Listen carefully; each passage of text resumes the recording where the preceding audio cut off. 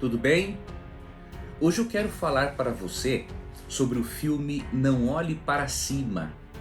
Não Olhe Para Cima é um filme lançado pela Netflix em 9 de dezembro de 2021 e que tem feito um grande sucesso até mesmo nas redes sociais por causa dos muitos comentários.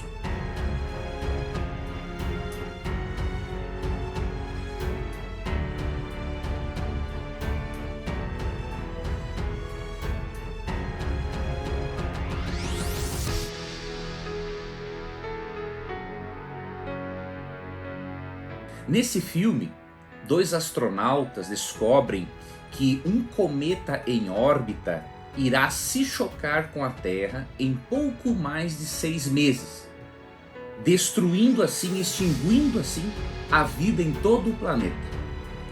Apesar de ser uma ficção, obviamente, Não Olhe Para Cima é um filme que nos ensina ou traz à nossa mente pelo menos 7 lições espirituais, 7 lições bíblicas. E eu quero reparti-las com você, para que a sua cosmovisão cristã se fortaleça. Mesmo se você for um ateu, eu peço que você acompanhe o vídeo até o final, para só depois concluir se o que eu estou dizendo tem ou não coerência. Okay? Então eu peço isso para você. E abrindo um parênteses, infelizmente nas redes sociais, vários alarmistas e fanáticos têm comparado o cenário político apresentado no filme com o cenário político brasileiro. Por que isso acontece? Porque essas pessoas, de certo modo, doentes emocionalmente, não é? Como diz o doutor Lyle Rossiger, no seu livro A Mente Esquerdista, as causas de uma doença ou uma enfermidade psicológica. Apesar disso, por causa disso, né, essas pessoas não conseguem enxergar a vida sem os seus óculos ideológicos. Tudo na vida elas olham a partir desses óculos ideológicos. E isso obviamente requer tratamento. O livro que eu citei, e até vou deixar na descrição do vídeo um link para o artigo que eu escrevi para esse vídeo, para você ter acesso a essa bibliografia, porque é um livro que pode ajudar e muito aqueles que só querem olhar a vida de um ponto de vista ideológico marxista ou socialista. A pessoa não consegue fazer outra coisa. Isso é doentio, isso precisa de ajuda, isso precisa de tratamento, tá? Mas, obviamente, esse não é o tema do meu post. Não é o tema do meu livro, do meu vídeo também, né? Existem reflexões muito mais sérias e importantes a serem extraídas do filme do que fazer comparações ideológicas, políticas e ideológicas com o filme. E será nessas lições espirituais e bíblicas que eu irei me ater agora. Então, 7 lições bíblicas e espirituais que podemos extrair do filme Não Olhe Para Cima. Primeira lição: Deus protege o planeta. É provável que alguém esteja pensando, de onde você tirou isso do filme, Leandro? Se no final o mundo é destruído pelo grande cometa. Como que você tirou isso do filme?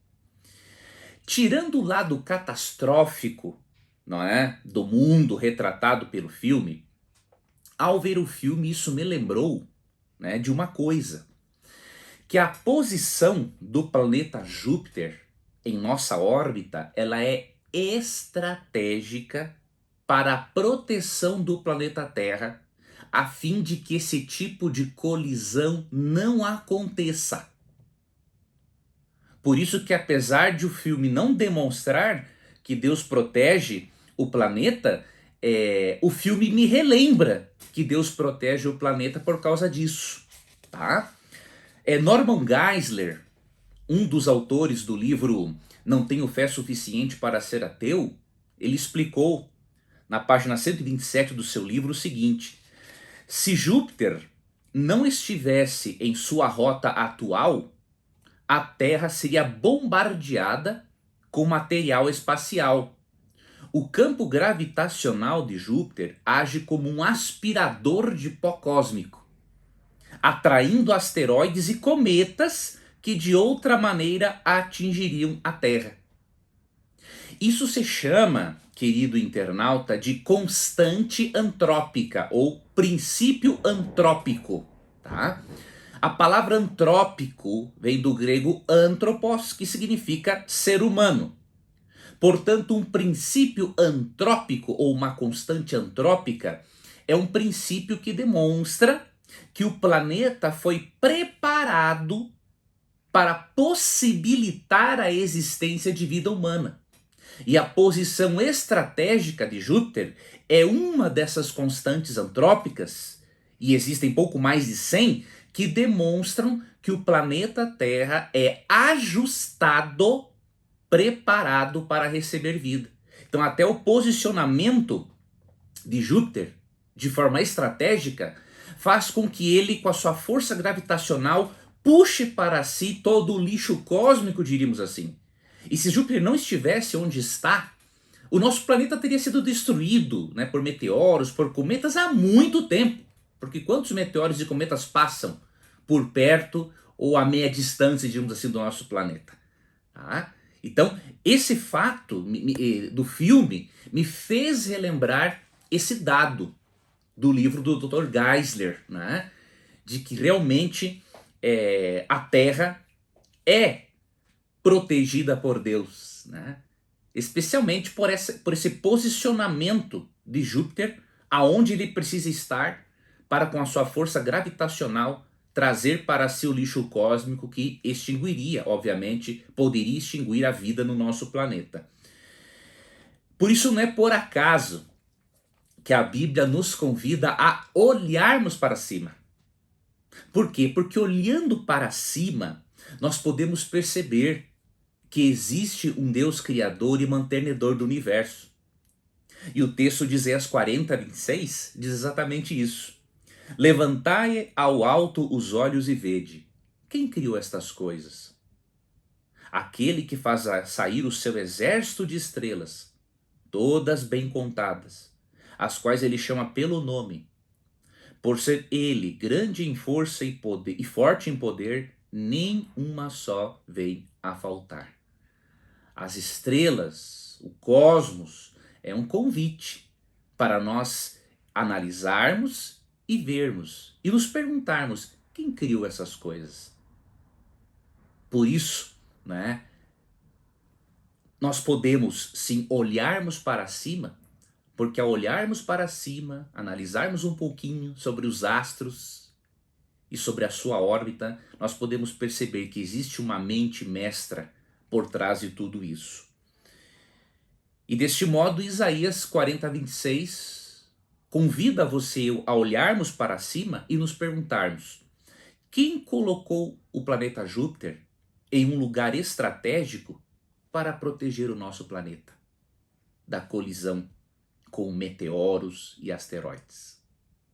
Pense um pouquinho, avalie bem. Segunda lição que nós podemos aprender, né, com o filme Não Olhe para Cima é de que haverá realmente um fim do mundo. A Bíblia nos ensina que o mundo acabará, mas não da forma como muitos imaginam. Quer ver? Veja esses textos bíblicos a seguir. O primeiro que eu vou ler se encontra em 2 Pedro, capítulo 3, verso 7. Ora, os céus que agora existem e a terra, pela mesma palavra, têm sido entesourados para o fogo, estando reservados para o dia do juízo e destruição dos homens ímpios.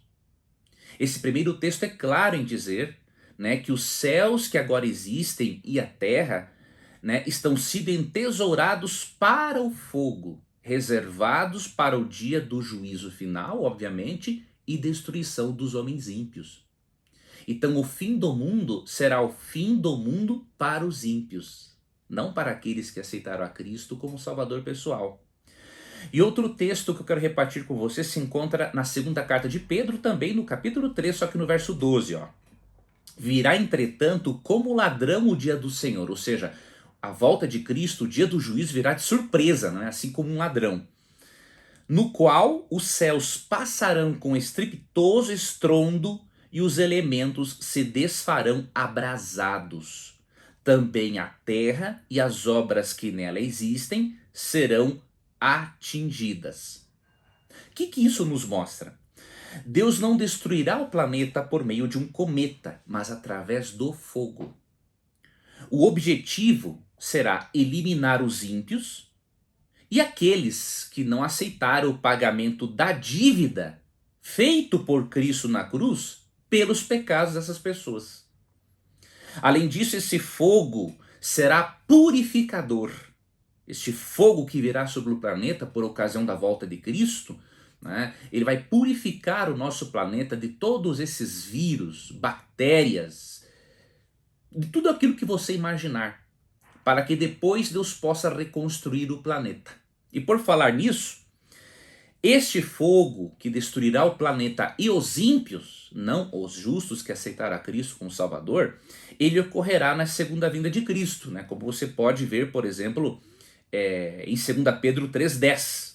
E a segunda vinda de Cristo, ela é descrita de uma maneira apavorante para aqueles que não creram. Será um evento glorioso e também aterrador para os que estiverem indiferentes e para os que desprezarem as evidências da existência de Deus, bem como os sinais da volta de Cristo apresentados nas Escrituras. Veja o que diz Apocalipse capítulo 6, verso 13 a 17, sobre como será a volta de Cristo.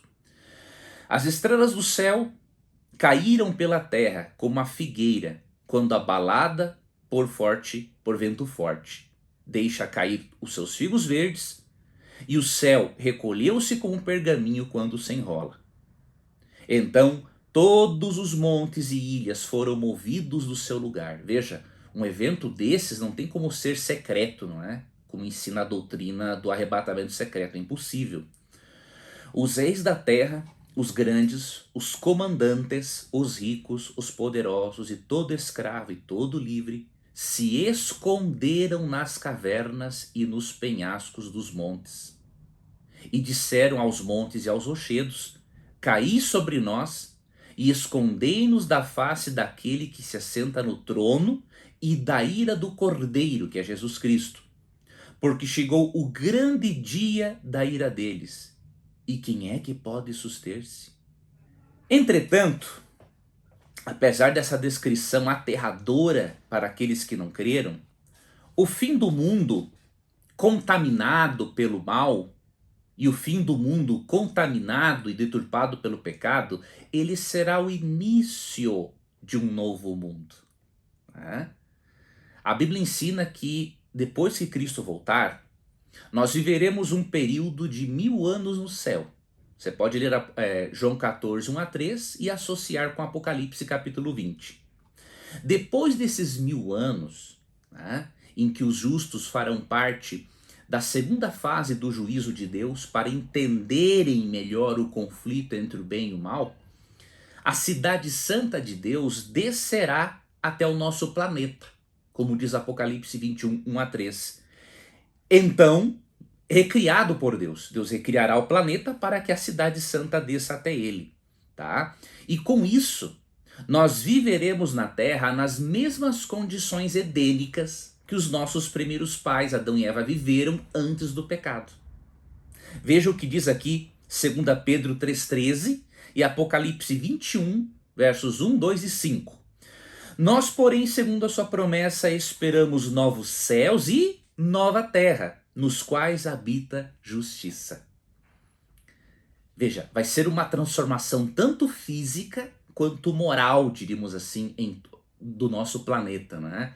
Esse será um planeta no qual habitará a justiça de verdade. E Apocalipse 21, 1 e 2 e 5 diz assim: vi novo céu e nova terra, pois o primeiro céu e a primeira terra passaram e o mar já não existe. Vi também a cidade santa, a nova Jerusalém, que descia do céu da parte de Deus, ataviada como noiva, adornada para o seu esposo. E aquele que está sentado no trono disse, olha aqui, eis que faço novas todas as coisas. Este é o plano final de Deus para o nosso planeta. não é simplesmente destruí-lo e acabar com ele definitivamente. É fazer uma destruição, diríamos assim, purificadora, né? Para depois reconstruí-lo. E ele diz: eis que faço novas todas as coisas. E acrescentou: escreve. Ele está dizendo aqui para o profeta João: escreve, porque essas palavras são fiéis e verdadeiras. Sendo assim, eu quero repetir para você: o fim do mundo será o fim da maldade dos ímpios, o término da impiedade, da injustiça e do pecado. Veja Apocalipse 21:4, que descrição bonita de como será a vida humana neste novo mundo. O nosso planeta será recriado, entre aspas, substituído por novos céus e nova terra, nos quais habita a justiça, como diz 2 Pedro 3,13. E por isso, meu amigo internauta, você e eu precisamos seguir o conselho bíblico, já que isto vai acontecer com o nosso mundo. E qual é o conselho bíblico? É o conselho de 2 Pedro 3, 11, 12, 14 e 15. Diz assim: visto que todas essas coisas hão de ser assim desfeitas, né? Ou seja, o planeta será desfeito para depois ser reconstruído, deveis ser tais como os que vivem em santo procedimento e piedade, esperando e apressando a vinda do dia de Deus, por causa do qual os céus incendiados serão desfeitos e os elementos abrasados se derreterão. Por essa razão, pois, amados, esperando estas coisas, empenhai-vos por serdes achados por ele em paz, sem mácula e irrepreensíveis, e tende por salvação a longanimidade de nosso Senhor. Então, este é o estilo de vida que você e eu precisamos ter, adotar, enquanto aguardamos a segunda vinda de Cristo e o final do mundo e começo de um novo mundo. Ok? Terceira lição que podemos extrair do filme Não Olhe Para Cima. Assim como no filme Não Olhe Para Cima, pouco antes da volta de Jesus do fim do mundo, as pessoas estarão indiferentes em relação às profecias bíblicas. No filme, você percebe a indiferença de muitas pessoas em relação ao evento catastrófico, né, que estava para acontecer no planeta. Pois na volta de Cristo, a Bíblia ensina que muitos estarão indiferentes para com o evento e por isso serão pegos de surpresa. Jesus Cristo comparou a indiferença da humanidade nos últimos dias com a indiferença dos antediluvianos, quando eles foram pegos de surpresa pelo dilúvio. Quer ver? Isso está em Mateus capítulo 24, versos 37 a 39. Ó. Pois assim como foi nos dias de Noé, veja a comparação que Cristo faz, também será a vinda do Filho do Homem. Porquanto assim como nos dias anteriores ao dilúvio, comiam e bebiam, casavam e davam-se em casamento, até o dia em que Noé entrou na arca, e não o perceberam, senão quando veio o dilúvio e os levou a todos. Assim será também a vinda do Filho do Homem. Cristo ensina aqui que as pessoas estarão tão indiferentes que levarão a sua vida normalmente, e não é um erro, não é? Comer, beber, casar, se dar em casamento são coisas que Deus fez para nós. O problema aqui no contexto é a indiferença. Né? As pessoas têm uma vida normal como se nada estivesse acontecendo ou para acontecer. E assim como ocorreu com os antediluvianos, que enquanto comiam, casavam, davam-se em casamento e faziam as suas impiedades, o dilúvio os pegou de surpresa. Assim acontecerá quando Cristo voltar. Muitos serão pegos de surpresa porque estão totalmente indiferentes em relação às profecias apocalípticas da Bíblia. Não foi por acaso que Cristo disse em Lucas 18:8, na verdade ele fez uma pergunta, que é uma pergunta retórica, não é? Que é a seguinte: contudo, quando vier o Filho do Homem, achará porventura fé na terra? A coisa será complicada, e é complicada. O ser humano permanece indiferente.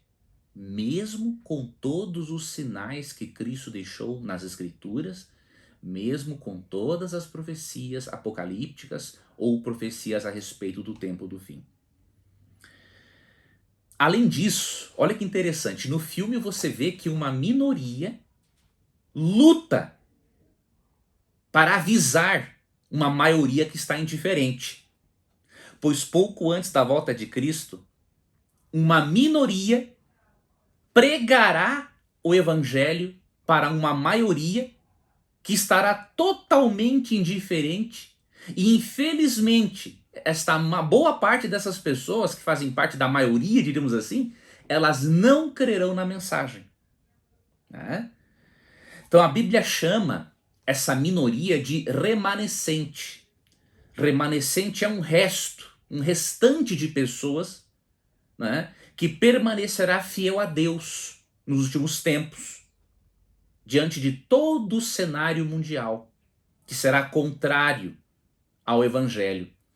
Apocalipse 12, 17 e 14, 12 apresenta esse povo remanescente, esse restante de cristãos, né, que vai pregar o Evangelho eterno, como diz Mateus 24, 14, para que Jesus volte, e esse Evangelho eterno será pregado, será contextualizado nas chamadas 3 mensagens angélicas, que são 3 recados, 3 avisos finais de Deus para a humanidade. E eles se encontram em Apocalipse 14, 6 a 12. Mas, infelizmente, boa parte das pessoas não crerá na mensagem. E isso é profetizado em 2 Pedro 3, versos 13 e 4. Olha o que diz a Bíblia. Tendo em conta, antes de tudo, que nos últimos dias virão escarnecedores com os seus escárnios, andando segundo as próprias paixões e dizendo: onde está a promessa da sua vinda? Porque desde que os pais dormiram, os antepassados, não é? Todas as coisas permanecem como desde o princípio da criação. Tais pessoas que acham, né, que o mundo sempre foi o mesmo e sempre o será, e que, portanto, não haverá uma intervenção divina neste mundo, tais pessoas não terão desculpas. Por quê? Porque além do Espírito Santo trabalhar na mente delas para que elas aceitem a Jesus como Salvador, como vemos em João 16, 8 a 14, a Bíblia responde de forma categórica a este argumento apresentado pelos ímpios em 2 Pedro 3, 6 e 4, profetizado por Pedro, não é? Esse argumento de que o mundo, não é o mesmo e sempre o será, e que, portanto, Jesus não voltará e muito menos cairá fogo do céu. Olha como Pedro responde a este questionamento cético. Em 2 Pedro 3, versos 5 a 7. Porque deliberadamente esquecem que de longo tempo houve céus, bem como terra, a qual surgiu da água e através da água pela palavra de Deus, pela qual, ou seja, através da água, veio a perecer o mundo daquele tempo afogado em água. Para quem quiser, há evidências de sobra de que o mundo passou sim por um dilúvio.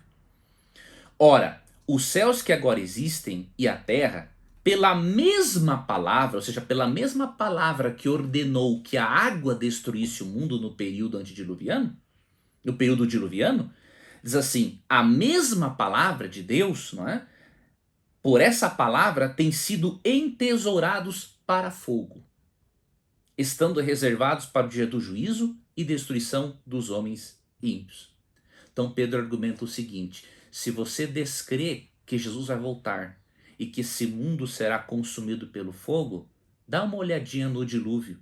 Eles também não acreditavam que o mundo seria consumido, destruído pela água. Eles não acreditavam que água poderia cair do céu.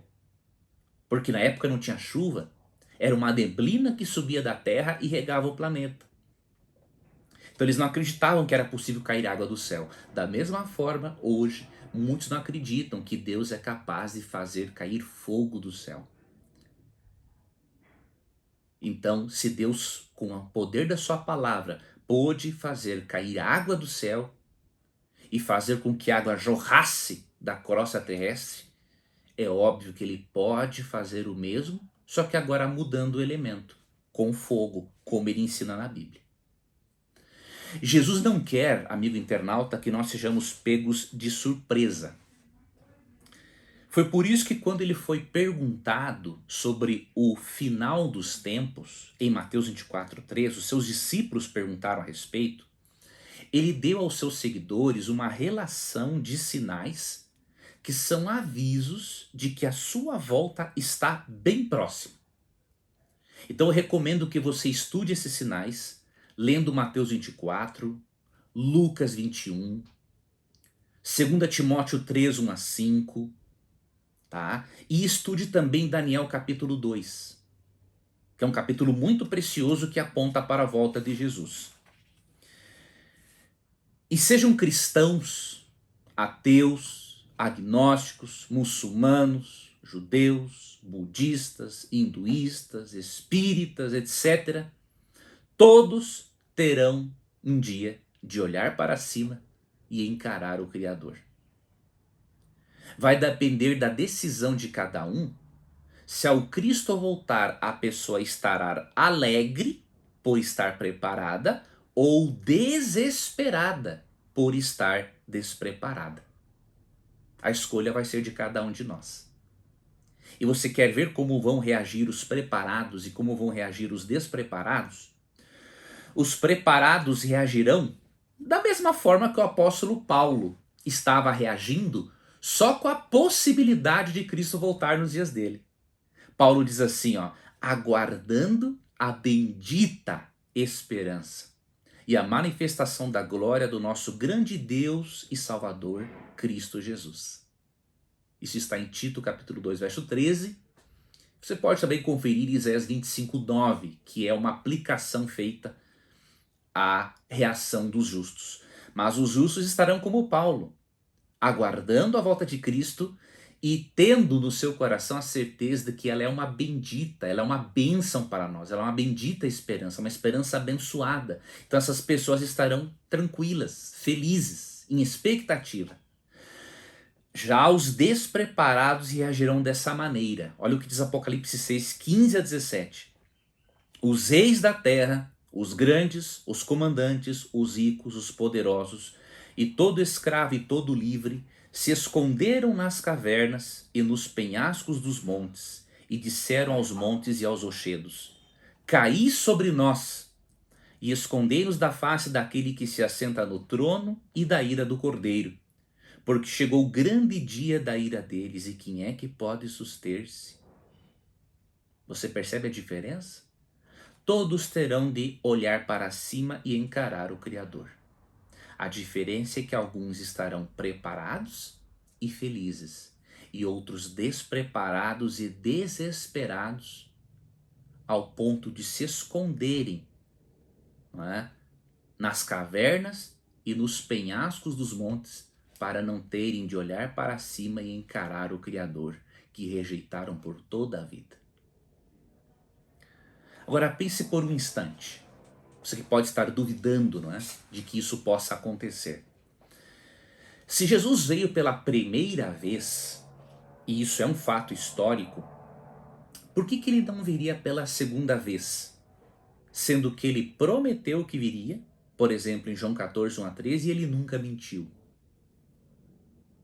Pense nisso. Se ele veio pela primeira vez, e isso é um fato histórico, por que ele não viria pela segunda vez, sendo que ele prometeu e sendo que ele nunca mentiu? Nunca deixou de cumprir suas promessas. Eu vejo lógica no fato de que a primeira vinda de Cristo, que é um evento histórico, ela é a garantia de sua segunda vinda. Desse modo, não há razão para ele não voltar e concluir a sua obra redentora. Então é muito mais lógico crer na segunda volta de Cristo, tendo como base e evidência a primeira vinda de Cristo. Por isso, creia e decida fazer parte do grupo que estará preparado e aguardando com boa expectativa o retorno do Salvador. Quinta lição que nós podemos aprender com o filme Não Olhe para Cima. Na verdade, antes eu falei a quarta lição, só que eu me esqueci de dizer, não é? Que é: um dia todos terão de olhar para cima e encarar o Criador. Então esse título, não é? Esse subtópico viria antes da afirmação que eu disse assim: sejam cristãos, ateus, agnósticos ou muçulmanos. Eu esqueci deste subtópico aqui. Então a quarta lição que o filme nos mostra é que um dia todos terão de olhar para cima e encarar o Criador, como eu apresentei agora mesmo, agora há pouco, tá? E a quinta lição: a ganância humana não tem limites. No momento do filme Não Olhe para Cima, foi decidido, primeiramente foi decidido que aquele grande cometa seria destruído em órbita para que não atingisse o planeta Terra. Só que, num determinado momento, a liderança norte-americana, juntamente com um grande empresário de tecnologia, decidiram o seguinte: não, vamos apenas partir esse grande cometa em pedaços, para que esses pedaços caiam no oceano e assim nós possamos usufruir da grande quantidade de minerais que existe neste grande cometa, que equivalia a trilhões de dólares. Ou seja, a então presidenta dos Estados Unidos no filme, não é? Juntamente com este grande empresário de tecnologia, preferiram colocar todo o planeta em risco do que perder tanto dinheiro, né? Então isso nos mostra que a ganância humana não tem limites. E a Bíblia nos mostra que antes da volta de Jesus, os seres humanos serão gananciosos e terão outras características horrorosas.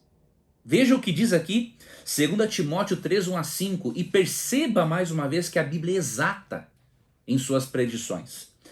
Sabe, porém, isto, nos últimos dias, ou seja, pouco antes de Cristo voltar, sobrevirão tempos difíceis. Pois os homens serão egoístas, avarentos, veja, assim como foram, não é? A liderança norte-americana no filme e aquele empresário de tecnologia. Os homens serão egoístas, avarentos, jactanciosos, ou seja, vaidosos, orgulhosos, não é?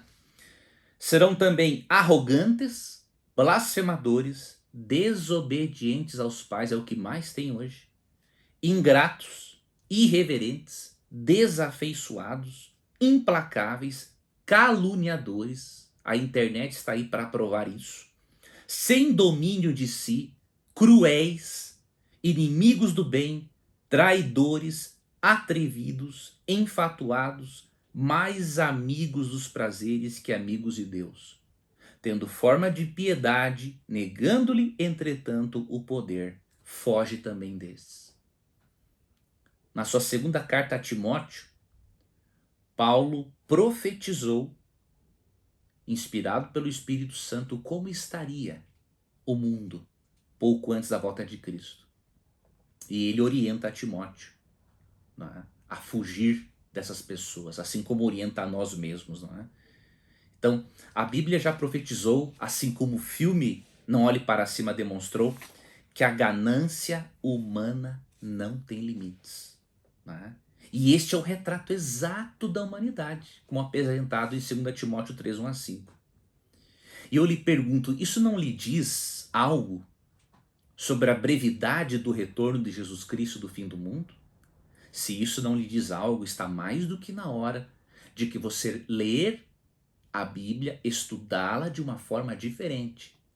Não ir até ela para procurar ganchos a fim de pendurar suas dúvidas e seu ceticismo. Ir a ela, não é, com um propósito sincero de entendê-la, com as regras de interpretação bíblica, com as regras hermenêuticas disponíveis para todo aquele que quiser entender a Bíblia de verdade. Está mais do que na hora de nós valorizarmos mais este livro. Independente da religião a qual você pertença, seja você um crente ou um descrente, porque este livro tem nos avisado de muitas coisas e nós não podemos ignorar esses avisos de Deus sem arcarmos com as consequências.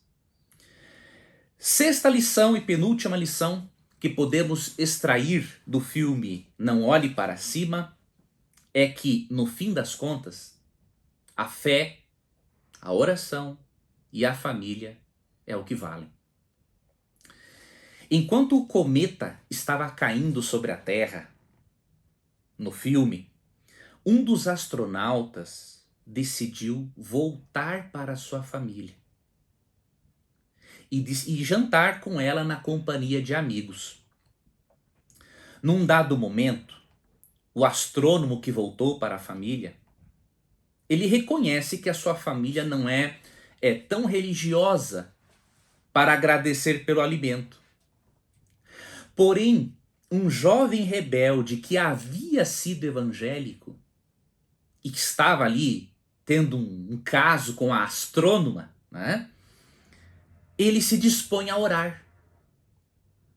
E até mesmo a astrônoma, que num momento do filme deu indícios de não crer em Deus, até mesmo ela e as demais pessoas da família acharam linda aquela oração feita de mãos dadas. Ou seja, enquanto o cometa estava quase caindo sobre a Terra, né? Eles estavam fazendo essa oração, estavam reunidos em família e entre amigos. Isso pode nos ensinar uma outra importante lição, que a família unida ao redor da mesa ou na companhia de bons amigos será cada vez mais fortalecida para encarar as dificuldades e as calamidades que existem no nosso mundo. Esta família unida ou na companhia de bons amigos, ela estará preparando-se para a volta de Cristo. E além disso, nós podemos aprender que a oração pode dar esperança em meio a qualquer tipo de crise, mesmo que o seu mundo hoje possa estar acabando por alguma tragédia ou por alguma desgraça que lhe acometeu. Por isso, tenha fé em Deus, cuide de sua família, preserve as suas boas amizades e seja uma pessoa de oração. Como ensina Jesus em Mateus 6, 5-12, Paulo em Romanos 12, 12 e também em 1 Tessalonicenses 5, 17. E a sétima e última lição que podemos extrair do filme Não Olhe Para Cima é a lição de que precisamos olhar para cima. Como já vimos, Jesus nos deixou sinais da sua vinda. Porém, ele também nos deu conselhos. E esses conselhos nós podemos ver como dicas para olharmos para cima. Veja o que Cristo disse e aconselhou em Mateus 24, versos 27, 42 e 44. Porque assim como o relâmpago sai do Oriente e se mostra até o Ocidente, assim será também a vinda do Filho do Homem. Vigiai, pois, porque não sabeis a que hora há de vir o vosso Senhor. Por isso, estai vós apercebidos também, porque o Filho do Homem há de vir a hora em que não penseis. No filme, queridos, para quem assistiu, ocorreu uma polarização entre dois grupos. Aqueles que diziam para as pessoas não olharem para cima, e eram os líderes políticos em especial, e outro grupo, uma minoria, que dizia para as pessoas olharem para cima. Os cientistas astrônomos, não é? Faziam parte dessa minoria. Nosso mundo pecaminoso, ele também nos convida a olharmos para baixo, ao invés de olharmos para cima. E pensarmos nas coisas lá do alto, não nas que são daqui da terra, como diz Colossenses 3:2. Ao mesmo tempo, nós somos convidados a olhar para ideologias sem valor algum do ponto de vista bíblico, para notícias antiéticas e sem valor para a nossa saúde mental? Ou seja, não somos motivados a olharmos para Jesus, para cima, para o autor e consumador da nossa fé, de acordo com Hebreus 12, verso 2. Porém, Jesus nos convida a olharmos para cima, porque ele voltará. E ele mesmo disse em Apocalipse 1,7 o seguinte: eis que vem com as nuvens. Na verdade, João disse a respeito dele: eis que vem com as nuvens e todo olho o verá, até quantos o traspassaram. E todas as tribos da terra se lamentarão sobre ele, certamente. Amém. E eu lhe pergunto, você aceitará as tendências humanas? Ou o conselho de Jesus de olhar para cima? De aguardar a sua segunda vinda? De preparar-se para esse evento? De viver com uma boa expectativa para o retorno do Senhor? Portanto, alimente a sua fé em Deus e na Bíblia. Ore e tenha uma atitude mental positiva para viver da melhor forma possível enquanto aguarda o seu encontro com o Criador. Afinal, ainda há tempo. O mundo ainda não acabou. E além disso, você está vivo, você está viva para aproveitar as chances que Deus continuará lhe dando. Esse já é um grande motivo para você cultivar a gratidão, deixando de lado todo o vitimismo. Eu espero que essa reflexão tenha lhe ajudado. Se você quiser ter acesso a todos esses textos bíblicos e ao texto que eu escrevi sobre isso, o link, né, para você acessar esse artigo, esse post, na verdade, se encontra, né, esse link vai levar você até o meu blog, leandroquadros.com.br. Vai na descrição do vídeo, clique no link e você vai ter o texto, os versos bíblicos, né, as referências, caso você queira ler e dar mais uma refletida sobre isso que eu falei para você. Não se esqueça de se inscrever no canal, de curtir, de compartilhar esse vídeo com muitas pessoas, porque muitas pessoas ainda não sabem como realmente será o fim do mundo. E ao você compartilhar esse vídeo, você estará contribuindo para a evangelização dessas pessoas. Que Deus guarde a você, que Deus proteja os seus caminhos, e que a volta de Jesus seja guardada com grande e com boa expectativa por todos nós. Aproveitemos as oportunidades que Deus nos dá e demos atenção aos avisos que Deus deixou registrados nas Escrituras. Um abração e um feliz ano novo para você.